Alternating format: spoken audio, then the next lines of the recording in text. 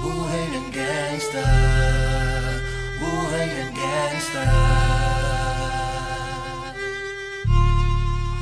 buhay ng gangsta. Pumasok ng gangsta sa edad ko 14 years old. Tinagap ko 30 second na soccer matay blindfold. Halos sumabog kay shoulder, tiklop ko para folder. Hindi naman soldier pero ang war is not over.